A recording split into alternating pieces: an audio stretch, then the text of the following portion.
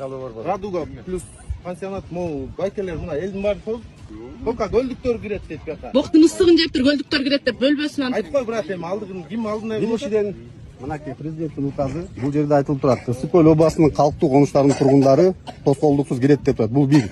Экинчиден, санитарный норма боюнча биздин пансионатка өзүбүздүн эс алуучулар көп болгонго байланыштуу сырттан да көп келип, пирстерибизди көтөрө албай сынып, жаракат алып, эс алуучулар андан сырткары канализациялары жарылып, туалеттерибиз көтөрө албай атат.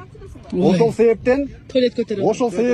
ошол себептен могу мыйзам менен иштеп атабыз. Ысык-Көл областынын калктуу конуштарынын тургундарын тоскоолдуксуз киргизип, ошону менен иштеп атабыз.